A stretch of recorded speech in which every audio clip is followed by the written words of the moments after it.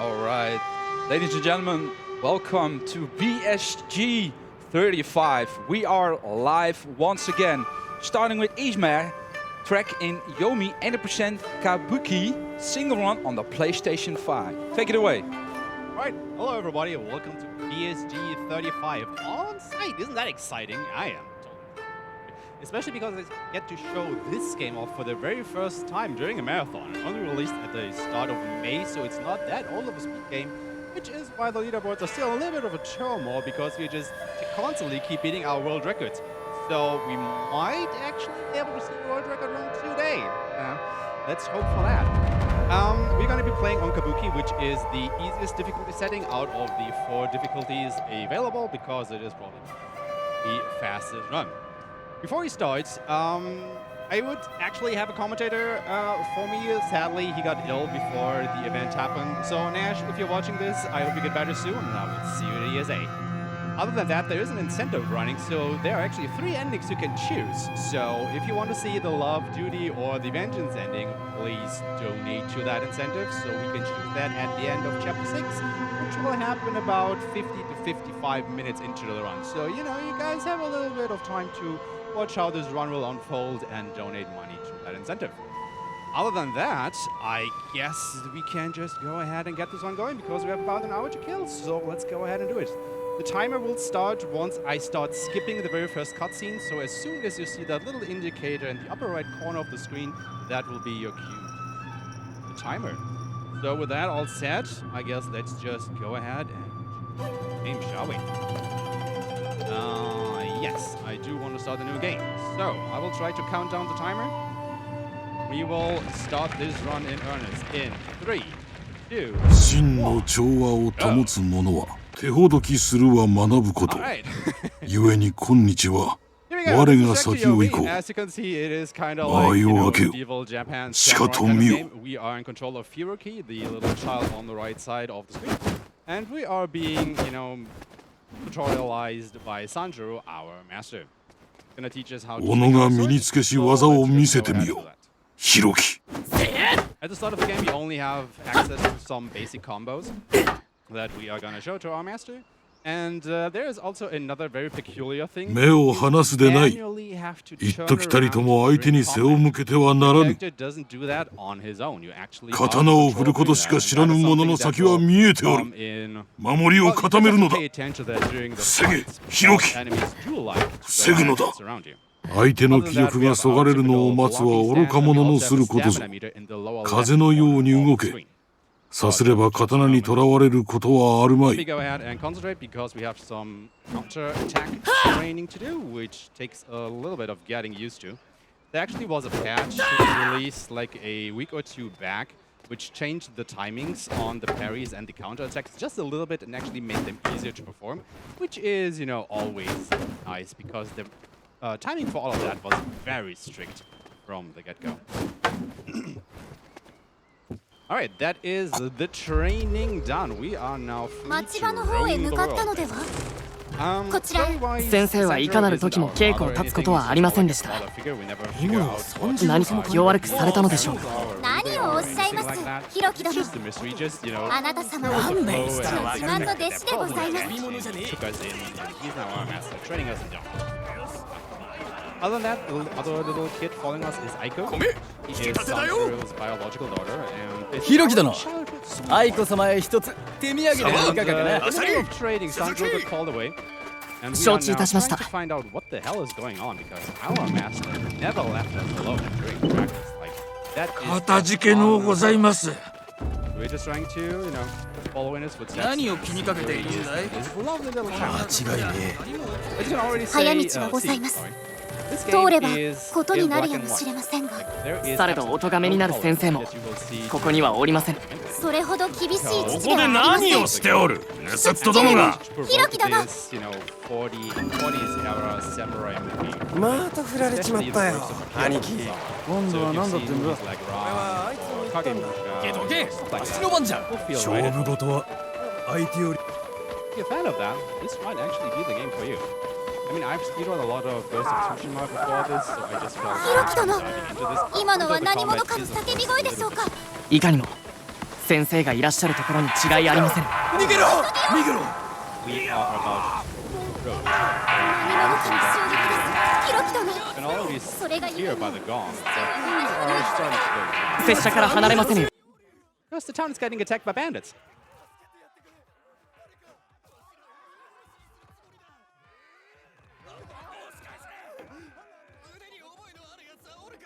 And that basically lifts the mystery of where our master has gone, because he is trying to protect this lovely little town from the corresponding bandits. And now we'll have our first sword fight. The first bandit we're gonna kill. And he's dead. Like I said, this is the easiest difficulty setting of the game, so most of the enemies, more or less just will go ahead and fall over once we look at them the wrong way. Which is pretty good, because there are a lot of enemies that we're going to go ahead and cut down. Other than that, we'll just follow the road here for a little while. So if our lovely host has anything to plug for now, I guess this would be a good time to do so.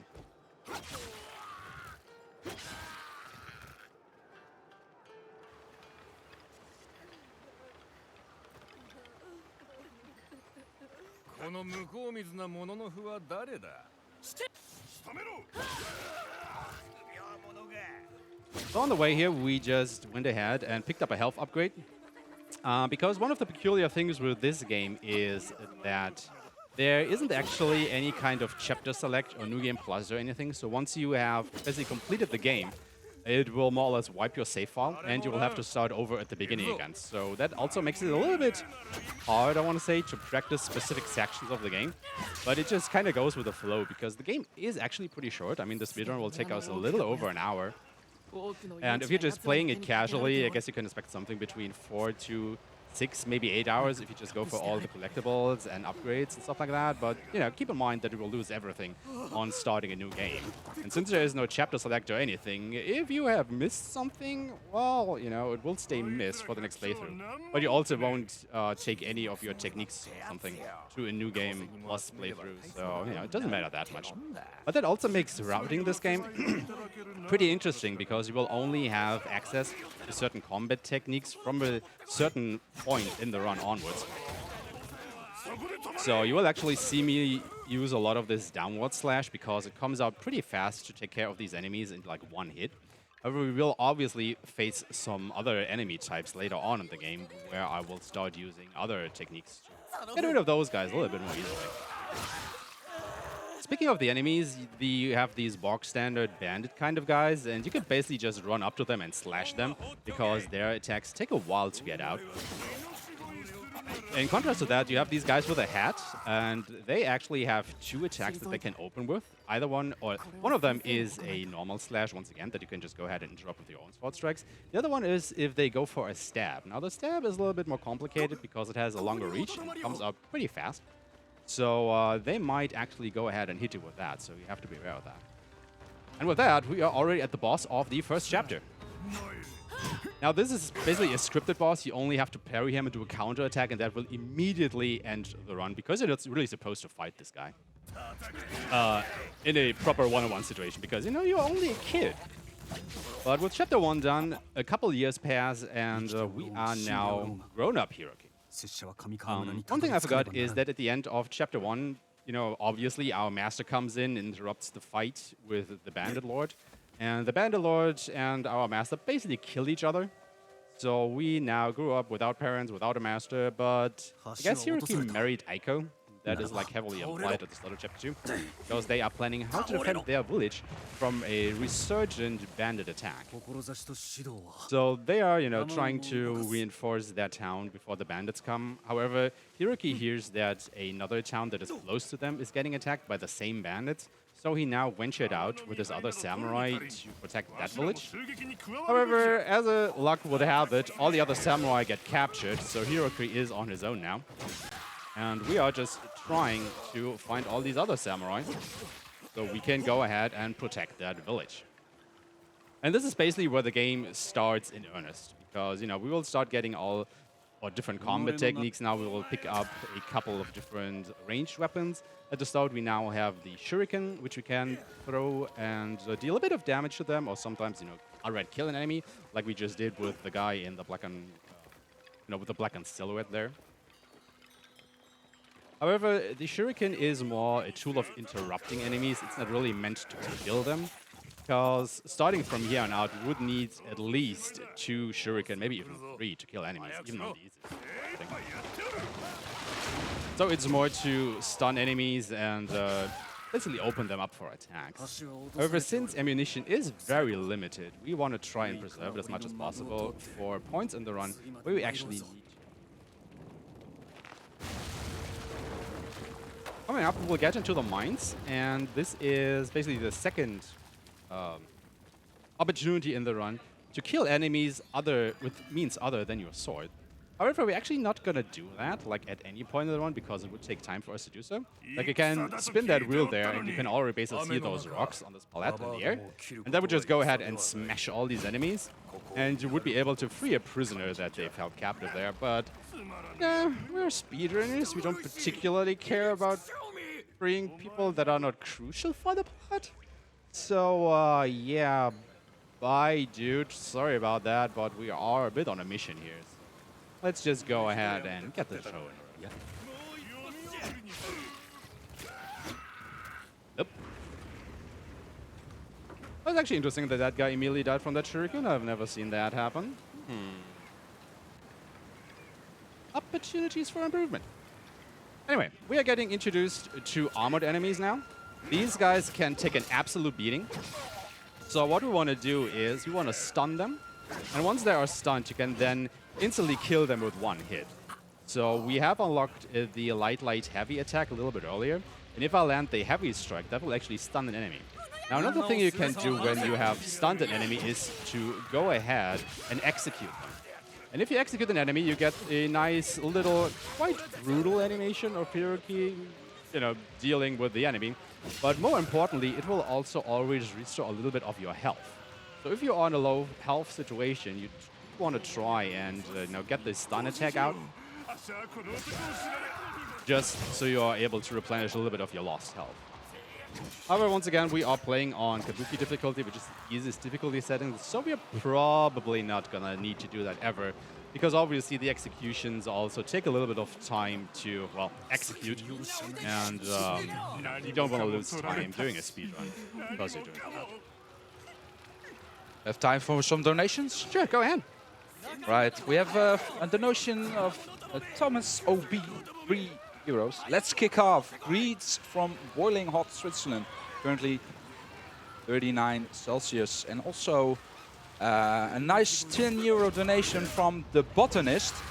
Did you know that tulip bulbs used to be worth more than gold during the 1600s? This phrase even caught the crash of the Dutch economy. For more cool botany facts, donate €10 to BSG with the keyword The Botanist. Well, I mean, you should absolutely go ahead and do that, because I want to hear more facts like that. But also keep in mind that you can go ahead and, donate towards an incentive if you want to see a particular one of the endings in the game.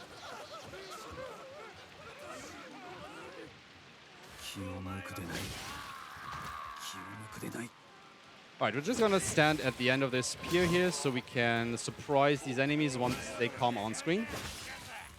And something you will start seeing here now is how enemies start to behave. Because there are basically 2 modes in this game that you're operating on. One is the quote-unquote free roam mode, where you can just freely go ahead and properly roam the game or the areas in 3D, where you can walk around. And the other operation mode is the combat. Now, the combat strictly takes place on a 2D plane. However, the enemies don't quite adhere to that, because they can, walk around a little bit to the sides and try and get to your back. And that can be a little bit of a problem, because you can't actually attack or deal damage to the enemies until they are properly on the 2D plane, more or less, simply because all of your attacks only go down in a straight line. There are some attacks that go a little bit to the side, so it's not completely true, but most of the time, just think of it, as long as the enemy isn't on that 2D combat plane, you can deal damage to them. And that presents a little bit of a problem, because if an enemy comes from the side onto the combat plane, they actually will only do that if they can get a certain distance between you and them. And that makes this weird little dance happen, where you're just trying to maintain a certain distance to the enemy to coerce them to get on the combat plane. But at the same time, obviously, you want to be very close to them so you can immediately go ahead and strike them once you can deal damage to them. That is something that you will go ahead and have to keep in mind while running this game. Other than that, a great deal will come to stamina management. You can see our stamina bar in the lower left corner. It's this white line that is filling up at the moment, with the health bar in these squares just above it. Because every time we run, we lose, obviously, stamina. Every time we block or we attack, we lose stamina. And if we ever run out of stamina, it's a little bit like, you know, in the Dark Souls games, where we are in a tired state and we can't, or we can only attack very, very slowly. So that will totally mess with us in our attack timings if we get into that point. Anyway, we are at the Chapter 2 boss here. You can see the dead samurai that we were trying to rescue in the background. He's going to take care of these henchmen. We are going to hit Zodaitami a bunch more, and that is Chapter 2 done. So we now find out that, you know, it was part of the bandits' plan to get all the samurais away from the town, which we are now entering. This is our hometown. Because it was basically a diversion.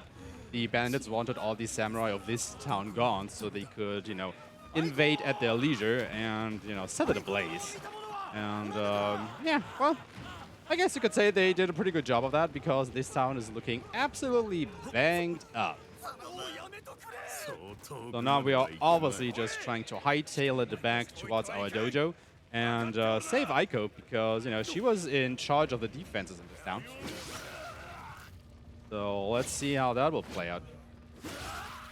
Well, that is another thing that enemies can do. They can just basically infinitely backstab you until they hit the edge of the screen where they can't progress. And it just loses you time. You don't want to see that, obviously.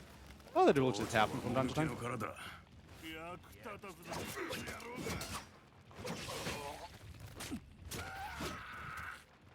Yep, that was one stab too many.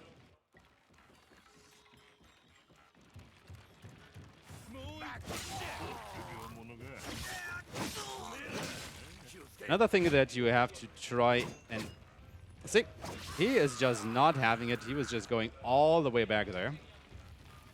So that obviously lost me a bunch of time there. Which is not nice of you guys. Just please stand around and die. That is what I want to see out of all of you. And in just a moment, we will pick up our second ranged weapon, which is gonna be the bow. And the bow is probably the best ranged weapon in the game, out of the three that we get.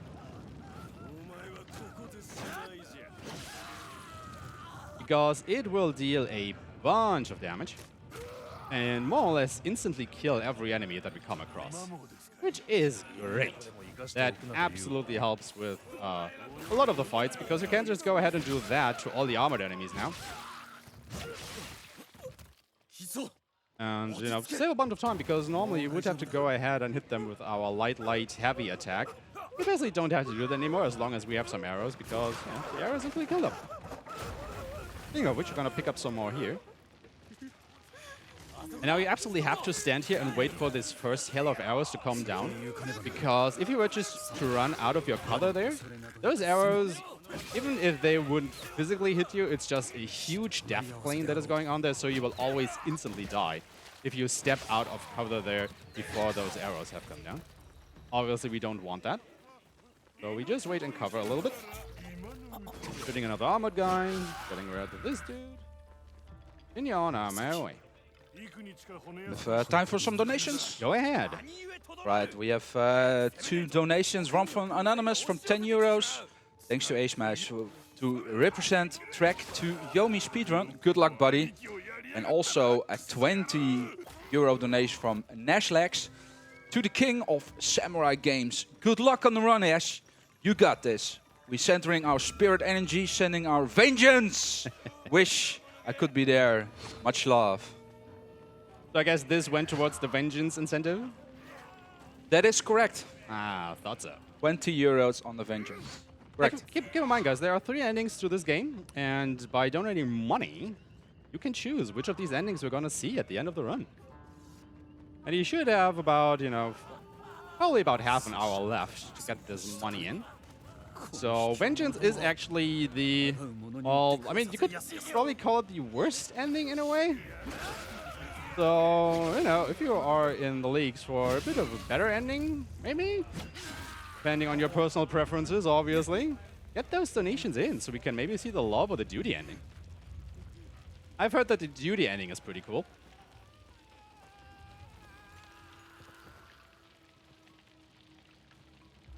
So we are now getting introduced to the spear enemies. Obviously, they have a long reach because they have a spear. However, we have a bow which has an even longer range. So good riddance, buddy. That was a long fight.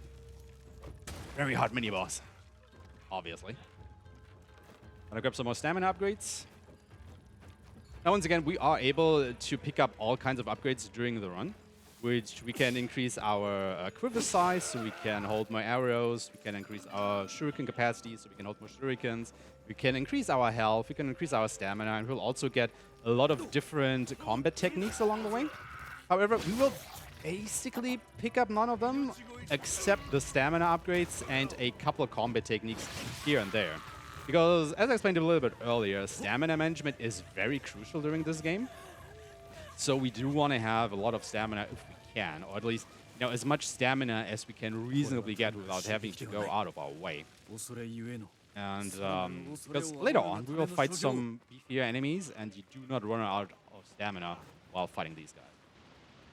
Now, we picked up the light overhead combination. This combination used to be very overpowered in the early stages of the game, because it comes out very, very fast, and it has a property where it stuns the enemy at the end of it.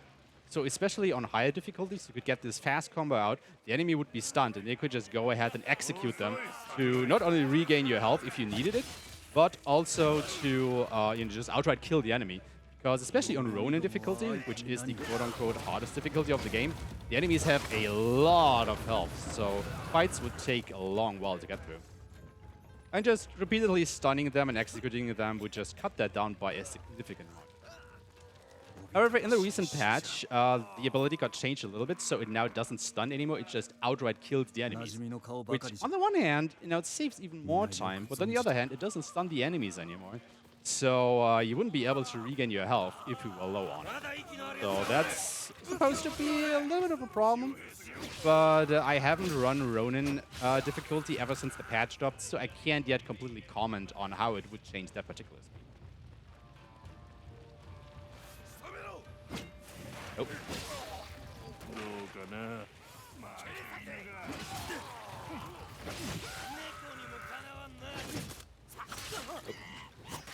Oh, what am I doing? See, this is the one point where I ran out of stamina. That is why my sword strikes only came out very, very slowly. I did not properly manage my stamina there, and I paid for it dearly.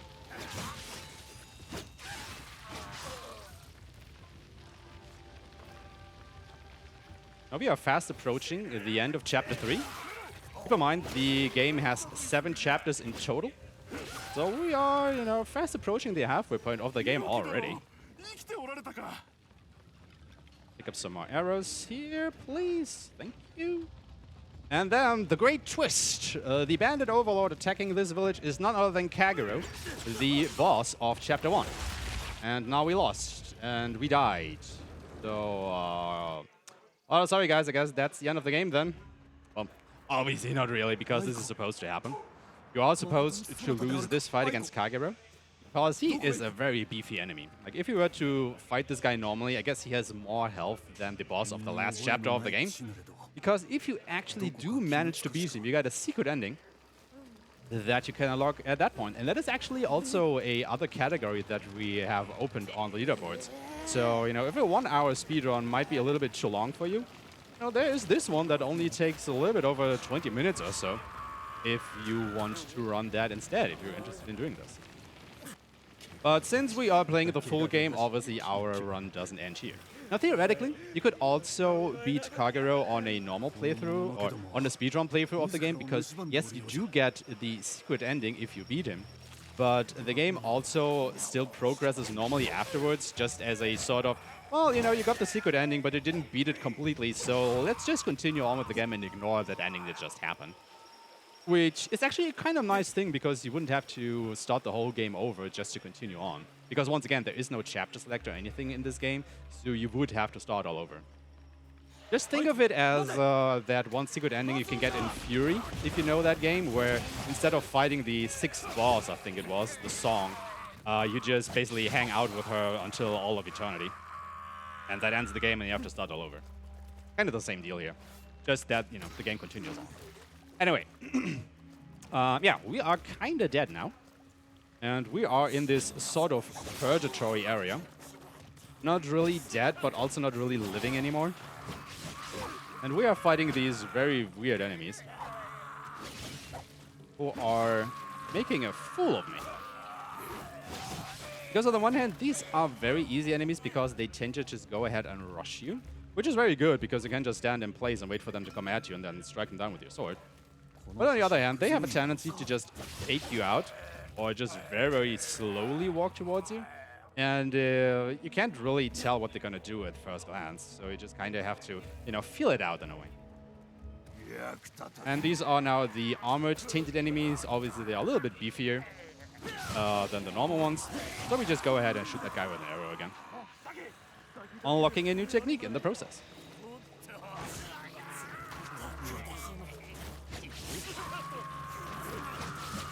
The one crucial thing to the combat here is you just have to really see who is going to be the one enemy that's going to attack you. You can basically tell them because that is the one guy that is starting to run towards you or making certain motions, signaling that he's about the one to attack you. Because you can kind of get ready for that and get in position to strike them down as fast as you can. But sometimes, you know, you just have to go ahead and coerce these enemies a little bit into doing exactly that. So that is where the experience of the runner comes in. Because the sooner you can get these enemies to just attack you, because they will just run up to you, obviously the faster you're going to go, because you have less downtime. Now these samurai enemies, they aren't that much tougher than the regular enemies around here. The problem with those is, though, that every time you quote-unquote kill them or deplete their health bar, they would get stunned, and you would have to do another sword strike against them, so you would need about 3 sword strikes total to kill them. And that obviously takes a little bit too much time, so we just shoot them with an arrow because that instantly kills them, saving us a little bit of time there.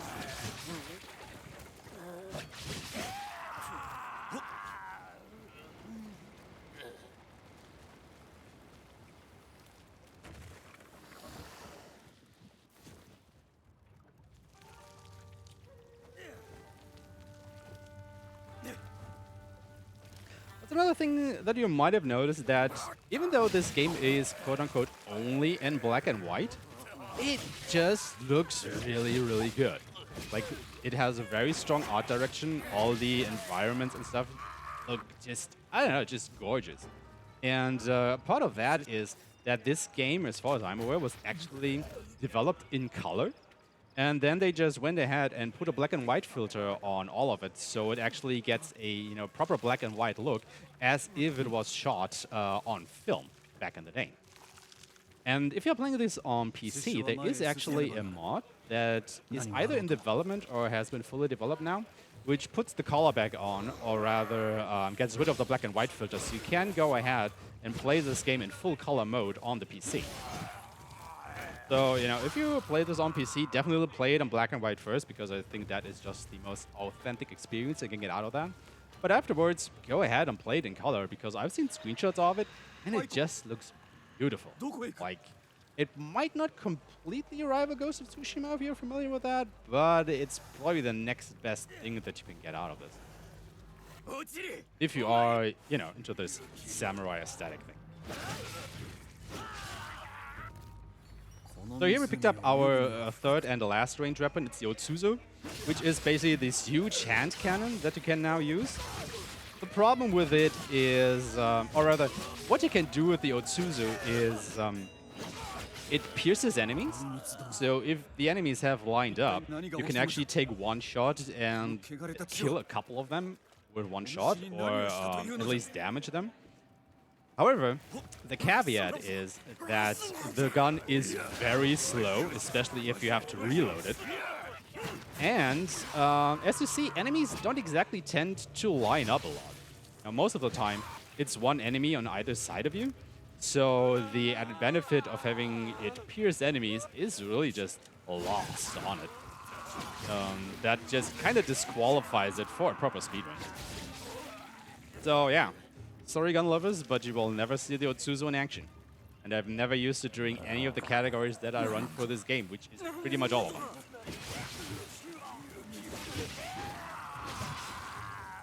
them. Time for another donation? Go right ahead.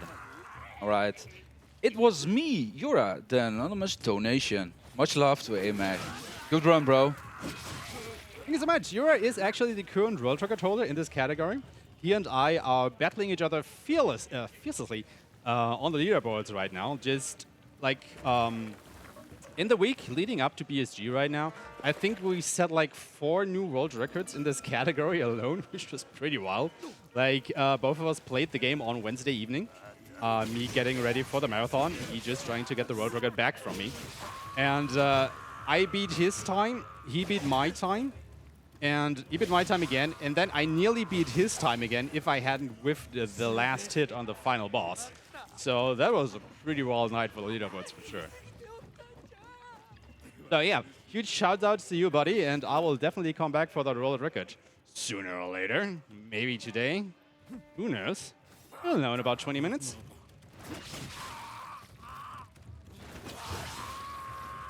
But yeah, now we are on this bridge, which is actually falling down right behind us. So we have to quickly get rid of these enemies. Luckily, we are playing on the easiest difficulty setting, so not a lot of problem there. If you're playing this on Ronin difficulty, however, it can be very tight getting off this bridge before it completely crumbles.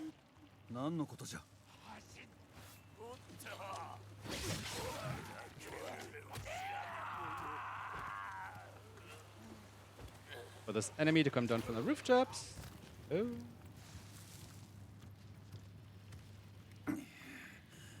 Alright, so we are fast approaching the Chapter 4 boss here. And Chapter 4's boss is actually gonna be Aiko, you know, our lovely lady that we married. And she's gonna transform into a demon, who would have thought? And the nice thing about her and the boss of the next chapter, actually, is that on the one hand, they are a huge difficulty increase, but they are pretty much set in stone in their AI. So what that means is, as long as you do the same actions, they tend to do same ones as well. So you can kind of, not exactly manipulate them, but at least it's a consistent fight all the way throughout. It's just a matter of executing the strategy. So let's see if I can actually go ahead and do that.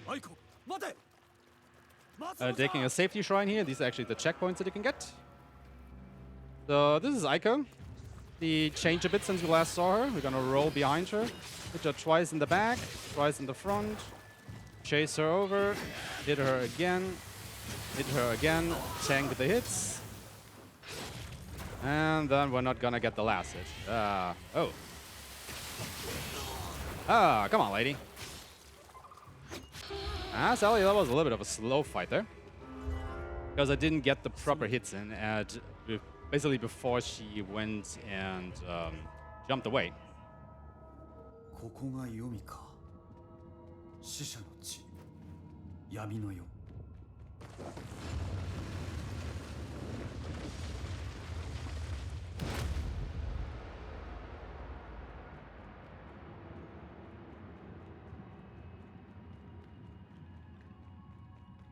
Okay, we are in Chapter 5 now, and now we are actually in Yomi, which is basically, you know, the Japanese underworld.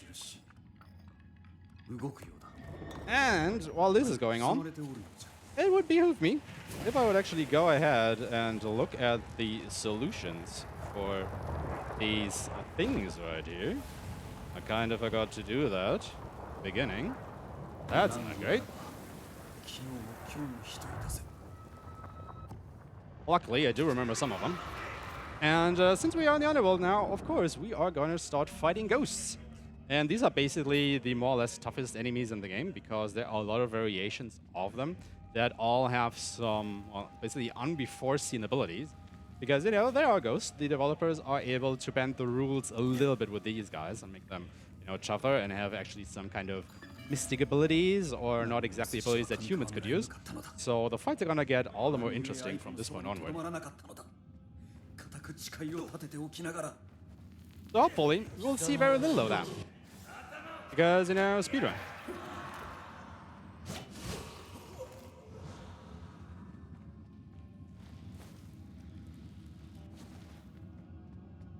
But again, you know, just look at all these environments. I mean, if you don't think that this is pretty, I don't know what is wrong with you. Like, seriously. This game is just absolutely gorgeous. While this scene is going on, go ahead. This up, so I know what's actually going to happen. And in the game, I know that just for the puzzles. Because, you know, not having the puzzle solutions out is not a good idea. I can't remember all of these. Yeah, these guys have the ability to throw their swords at you. So they basically have a lot of ranged attacks going on now. Obviously, we don't want to get hit by those. So as long as you can just, you know, rush them and immediately start throwing your sword in their faces, that basically interrupts them. So you don't have to deal as much of that.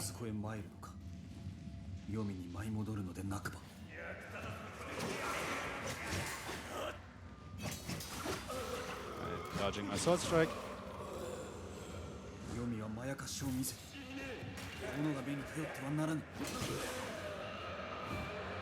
We have a moment. Go ahead. Right. Let me enlighten you all of the bit wars that is going on. You can still choose your ending. This a great game. The Duty, the Love, or the Vengeance ending. Vengeance ending is pending right now at 20 euros, so that's the one on the lead. But also you can name your character for the next game that is coming up, the Pokemon training card game event. And also you can watch the VJK cutscenes for the Get Set radio feature 80%. That is brought by 10 euros at this moment, but yeah, we need 50. So get your donations in. Absolutely go ahead and do that. You know, we are in the 5th chapter, so you still have all of chapter 5 and all of chapter 6 to go ahead and donate towards the ending. And once you've done that, go ahead and donate towards the other incentives.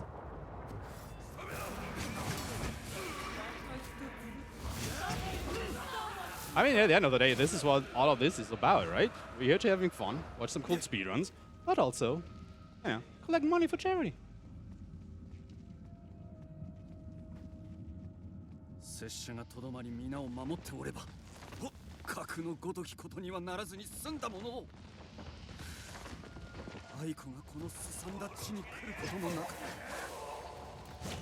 Okay, couple more enemies along this pathway here. You might have seen a new enemy type crop up, which is these ghost ladies. Tend to just hang around all the way in the back. And the not so nice thing with them is that they can actually go ahead and summon other enemies. There is one right there. So you absolutely do want to prioritize getting rid of these as fast as you can, because obviously you don't want to have to deal with more enemies than you actually have to. Right? Okay, we are now on this hall, which also looks pretty cool. But there's also, you know, this kind of thing going on now, where our pathway will get obstructed by all these kind of blocks, and new pathways will open up. And it's a bit of a maze area that we now have to transition through. And we get introduced to another new enemy type, which are these Ronin. Now, these are basically the toughest enemy type in the game. They have a lot of health. They had a lot of different attacks. And they can also teleport, as you, well, might have seen during that particular fight there. Now, the thing with the teleport is that sometimes not only do they teleport, they also leave behind an after image. And if you were to hit that after image instead of the true Ronin, you would actually lose all of your stamina, making you go into tired state like right away. And probably don't have to tell you that that is a very bad thing to happen to you, because it tremendously impedes your battle prowess.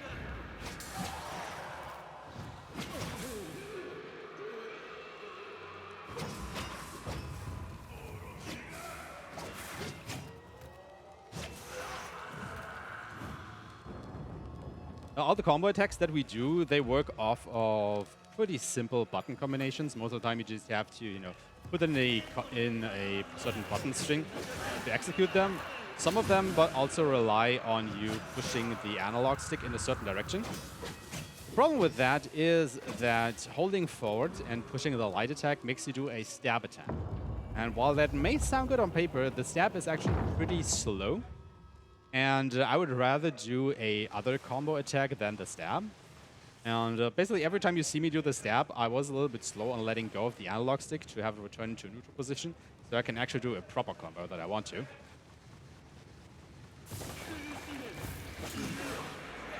Time for a donation? Give me just a moment, because we are coming up on another mini-boss in just a moment here. You might recognize this guy from Chapter 2. It's basically the Chapter 2 boss, just, you know, redone with a little bit more health. But since we've grown in strength as well, more so in the amount of techniques that we can do instead of actual dealing more damage, this fight should go by pretty quickly. So, you know, you might remember this guy. It's the one with the lance hiding behind his lackeys, and he just does basically the same thing again. So he's gonna quickly take care of all of these guys. There are some more coming. Because the important thing here is, once we defeat him, we probably gain access to one of the most powerful techniques in the game, which is the block ignoring combination. And you will basically see me do that a couple times against very strong enemies. And with that, feel free to go ahead. Okay, thank you very much. We have a €3 donation. Good luck from Japanese runner Kuruko Hakomori, cross boxer. Crossboxer is another runner of this game. He is, I think, the only actual Japanese runner of this game so far. So thank you so much for the donation. I guess all the Track to Yomi Speedrun community is coming out in force. I mean, we were all pretty excited when BSG accepted this one, because once again, the game only released at the start of May. So we are, you know, still figuring some things out. I wouldn't say that, I mean, you want to say that a lot of the run is already optimized, but there is obviously still room for quite a few improvements done still. Especially, you know, if more runners were to come in and race this game with us.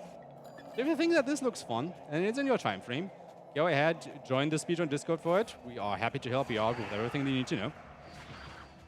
Or if you just, you know, enjoy the game, also no problem. Go ahead and talk to us about it, because we do love gushing about it every chance we get. I'll take a safety save here, because I'm trying to try and go for a little bit of a risky strategy in just a moment here. So on the next screen from this one.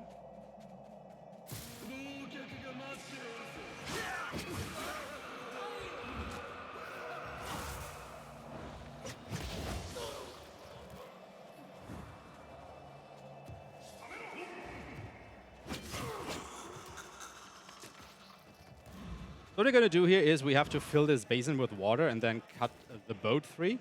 Normally you would cut the boat free and then engage the water here. But if you're just quick enough, you can make it to the boat before the water rushes you. Otherwise, you would die.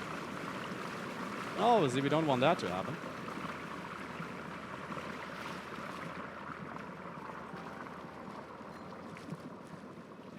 We can just breathe in for a moment, enjoy the scenery. And then it's back to fighting.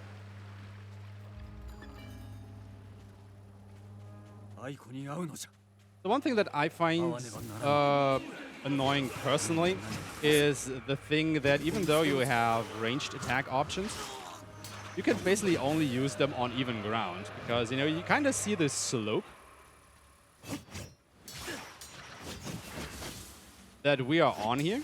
And the problem is, if I were to shoot an arrow, it goes straight over the enemy's heads, because you can only shoot in a straight line ever with all of your ranged weapons. So whenever you're fighting on the slope, it is just very disadvantageous for you in a way, because you just are limited to your sword strikes. You can't shoot your bow or throw your shuriken. I mean, you can if the slope isn't too steep, but it's just really, really awkward. Sorry. Right to left. Right. There we go.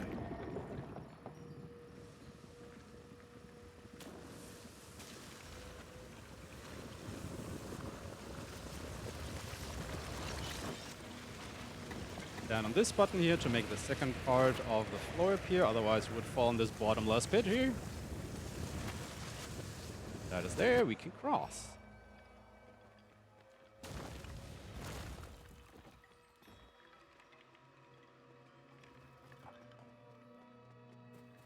Time for another donation? Go right ahead. All right, a 25 euro donation. Nice. Let's get the bit war on. Let me check real quick. It's still choose the ending. And ooh, we have a difference on the ending. Nice. That is love is now currently in the lead by 25 euros. So we have duty on 0, vengeance on 20, and love on 25. So yeah, love is on the lead. Very good. Love is actually the quote-unquote fastest ending to get in a speedrun, simply because it is the default choice. So yeah, very good. Well, I guess I'll like that. It means I can finish the game in the fastest way possible. But then again, you know, it's basically just a menu choice. So even if I were to select duty or vengeance, it might be a difference of less than a second. So, in the grand scheme of things, there is a lot of difference speedrun-wise between choosing the endings. Which means, you know, guys, I've heard duty is the best ending. So, you know, no love for the best ending of the game. Maybe, maybe not. Because we are approaching the boss of the 5th chapter. And again, keep in mind, the end of the 6th chapter is the cutoff point for our ending choice. So if you want to, you know, watch your favorite ending, you just have a couple more minutes to get that voice heard.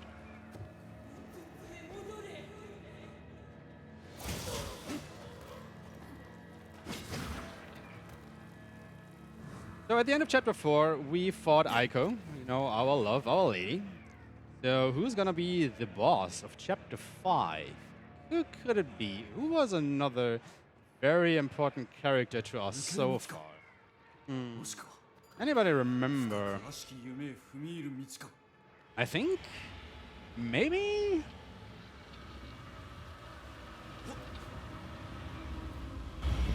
Yeah. It's Sanjuro. It's our, you know, Sensei, sorry. He has changed a little bit since we last saw him, but that is not so bad, I guess. You know, he's become a very beefy boy, and he's dead. So yeah, like I said before, the bosses of chapter 4 and 5 are basically set in stone. As long as you do what I did, they will always do their same attacks. So it's pretty easy to basically manipulate the AI to get through these fights pretty much unscathed. And now we are in the depths of Yomi. So once again, we are very fast approaching the end of Yomi, which is not the end of the game just yet. Remember, there are 7 chapters. We are in the 6th one.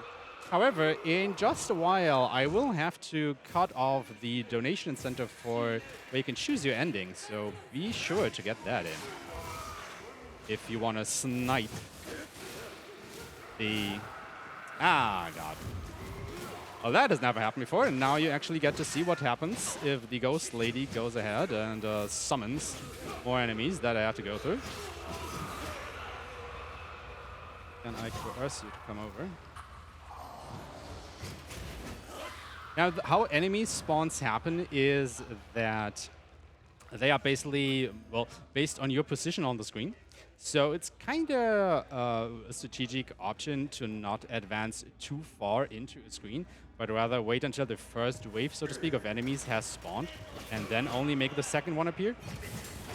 And I was a little bit too fast there, basically, spawning enemies before I was exactly ready for them, which meant that the Ghost Lady came out and was able to summon my enemies before I was able to get to her, because that one enemy was actually blocking me from getting there.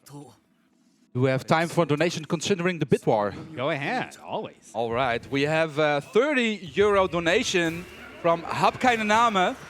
Hype and nice weekend to all staff members and runners on site, as well as to the people watching from home. Here goes for another great event in the making, and that is considering 30 euros for the ending, the duty ending.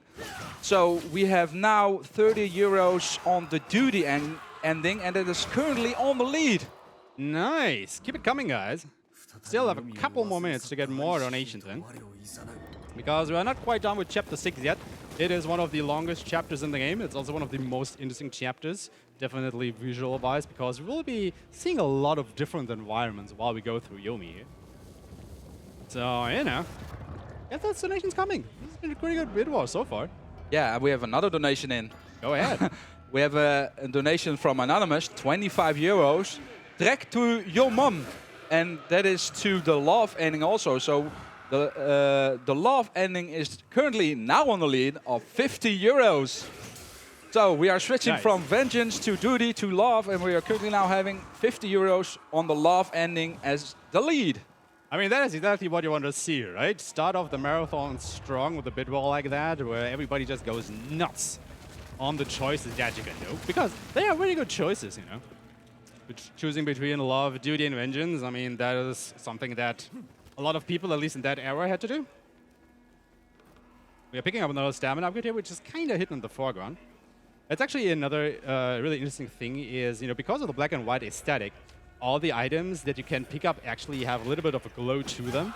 But because everything is in black and white, it's kind of hard to actually go ahead and see them. So you have to be paying really close attention to everything around you in order to find them. And obviously there are also some hidden areas off the beaten path where you can find even more upgrades. So you really just have to keep your eyes open during the whole of the run.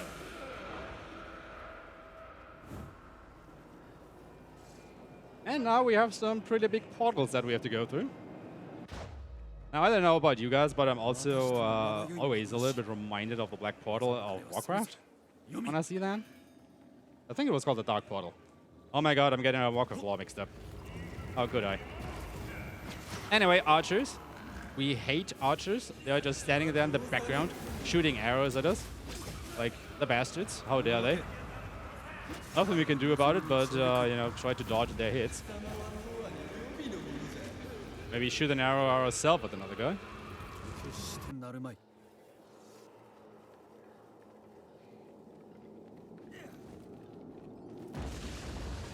What was it? It's always great if you look at your notes, and the moment that you don't look at them anymore, you immediately forgot what the solution to this puzzle was. Also, these puzzles are always set in stone, so they are always having the same solutions. So, you know, once you write that down and actually memorize it, it's not so hard to get through these.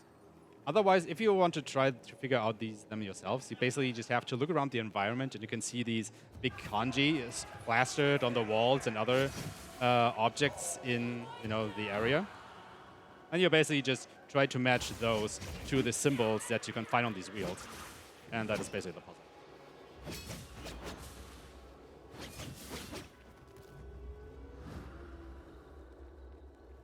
Alright, couple of enemies, and you can see a pretty big creature in the background there. Now, there's a nice dragon coiling around this mountain. However, I'm going to spoil it to you right now. We're never going to see that one up close. Which I was very disappointed by, because I definitely wanted to meet that dragon. But yeah, not going to happen, sadly. I guess this isn't Dragon Quest after all. Let's track to Yomi, goddammit.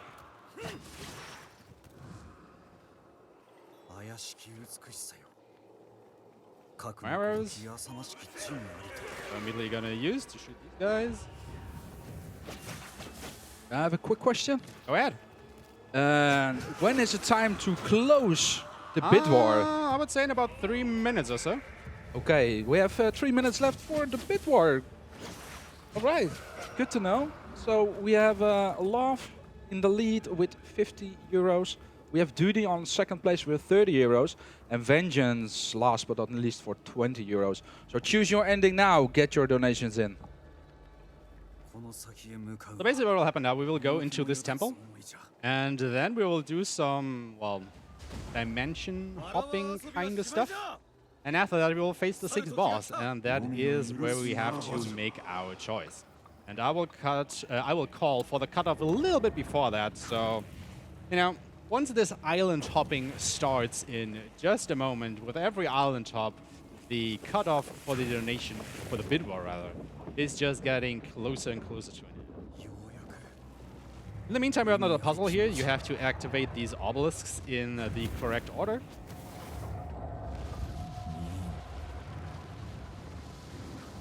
Of course, this is not the first time we're doing this.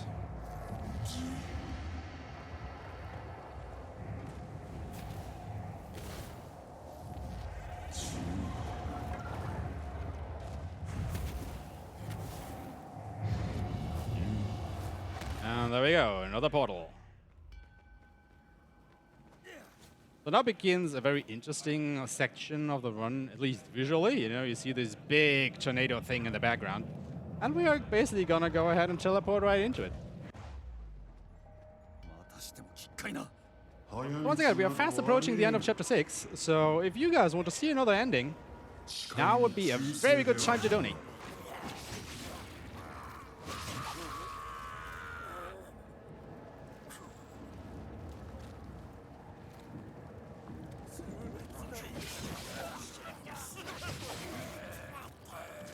Other than that, you've seen all these enemies before. We have basically switched the ghosts for these tainted enemies again. From Chapter 4, if you can remember.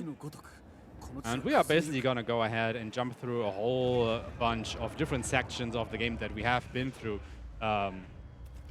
previously. Just in a little bit of a jumbled order, and everything, you know, is kind of broken down because it is inside this huge tornado for whatever reason. But it's just a very appealing visual experience, I want to say.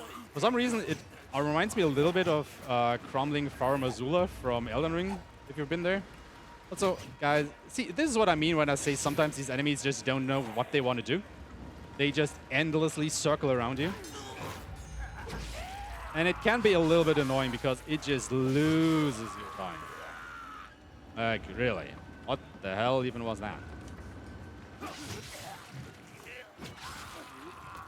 And then on the other hand, sometimes they just, you know, bunch up like that, and you get both of them with one sword strike, killing them, which is also pretty nice.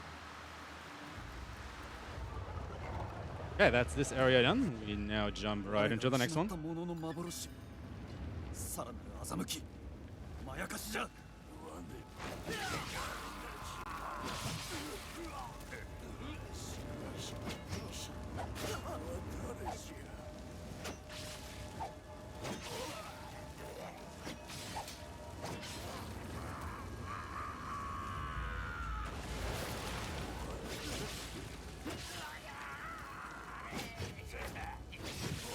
Really, buddy?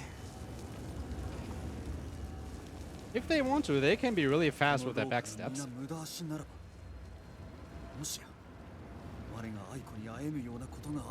Okay, so I think the next time I activate one of these obelisks, that is when we will cut off the incentive. So that will be in about a minute or so. So, guys, if you want to choose another ending, you know, we've been having a pretty good bid war so far. Keep it coming. You have about another minute or so until we cut that off. Want to refresh the bits 1 minute. Just keep refreshing. If you post. Excuse me. Okay, that was weird. For some reason, Hiroki didn't draw his sword and he couldn't attack. That has never happened before. I guess this is a legit marathon now because, you know, we've set the thing. All of that is out of it now.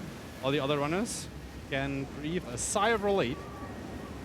All right, so if you were to go ahead and cut this off basically now. Done. What's it gonna be? It's gonna be love with 50 euros. All right, once again, love prevails. So we will just deal with the last enemies in Chapter 6 here before we get to the boss. And I guess you guys can already start guessing what will be the boss of Chapter 6. You know, we've killed our sweetheart, we've killed Aiko, or, you know, the demon impersonating her. We have killed our master. But who is left that we could get rid of? Or that we may have to get rid of? Who's gonna be? The pursuit of love.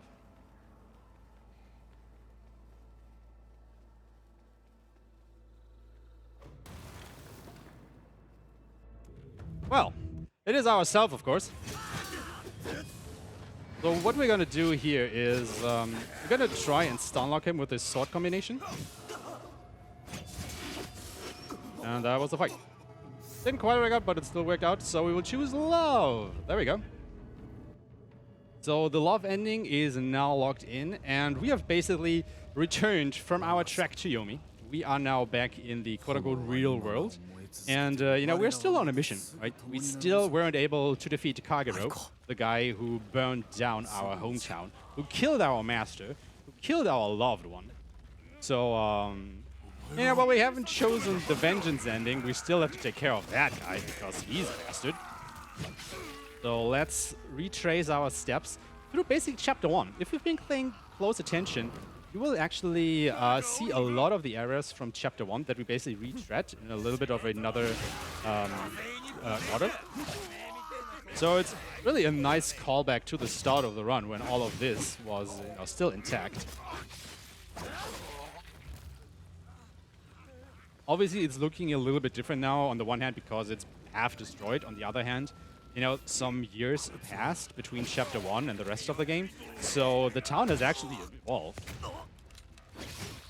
Which is a pretty nice, you know, visual representation of time passing.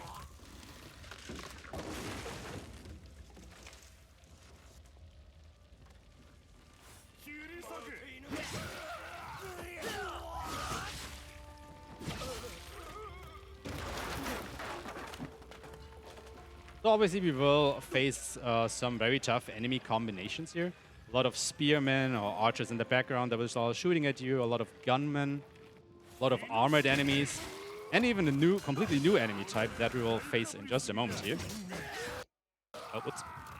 So these are the armored spearmen. They are the toughest enemies in the whole game. However, they do have weakness to arrows, as you could see right there. So a single arrow will basically kill them outright, at least on Kabuki difficulty. So that is kind of what we're trying to do. Because otherwise we would have a pretty tough fight on our hands. Sadly, I don't have any more arrows, so I will actually have to go ahead and fight this one the normal way. But then again, you know, one of these block-ignoring combinations that we picked up when we fought or re-fought the Chapter 2 boss in Chapter 5 makes quick work of them anyway. But yeah, this is the last chapter of the game. It takes about 6 or 7 minutes to get through once you get into it. And we're probably already like 2 minutes or so into it, so maybe about 5 minutes are left on the run. Time just flies if we're having fun, right?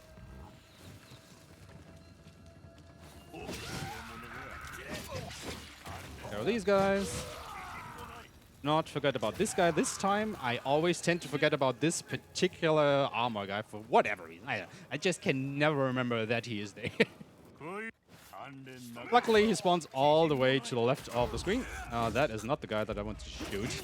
He just absolutely took that arrow for this armor guy here. What a chat. Basically, body blocking my arrow. But finally, we get our redemption against all these archers that have been shooting us. I want to imagine that these are also the archers from Chapter 3 that shot at us when the wall of death rained down on us. And finally, we can go ahead and just slice them open.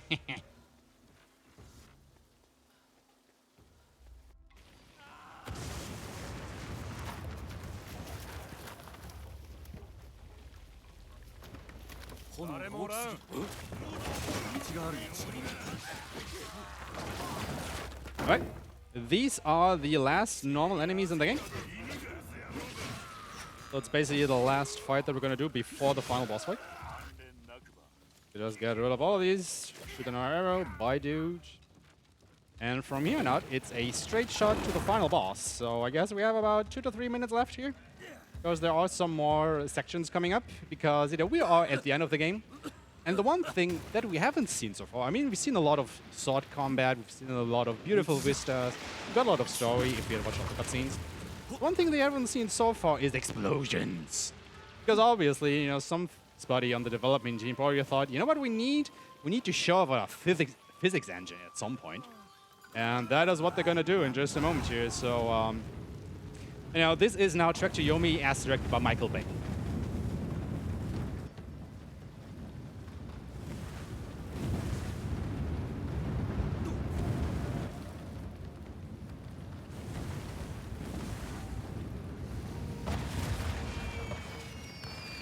Because for some reason this fire like pursues us into the fireworks factory.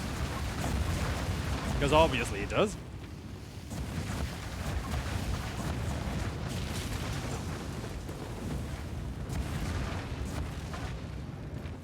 Physics!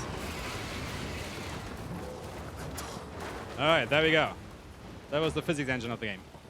And with that, we are actually approaching the final boss fight. Now the final boss, or rather time will end on the hit, on the final hit on the boss. He has 2 phases that we have to get through. The first phase is basically the same boss fight from Chapter 3, but this time he has vastly reduced health. So we'll just run up to him, parry his attacks, or maybe not. There we go. Hit him with our heavy attacks, and now he will transform into a demon himself. Wait for him to use his fireball attack, hit him hard, then he will summon his past selves, so we have to fight these guys again.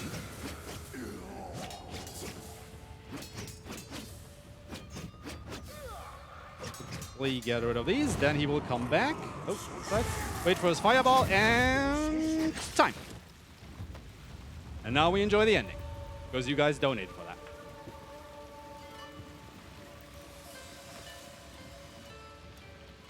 1:04:24. Not too bad. The world record is 1 hour, 3 minutes, 28 seconds. So that is within 1 minute of that. So not too shabby, I want to say. Sadly, we didn't beat the record this time. But I will come for you again. Don't you worry. Anyway, let's enjoy the ending for 1 second here. So we chose the love ending, so obviously we get reunited with Aiko in the afterlife, because do remember she did die during that raid because we weren't able to protect her. And since we are also, you know, kinda dead, because technically we died at the end of Chapter 3, Hiroki basically chooses to forfeit his own life to be reunited with her.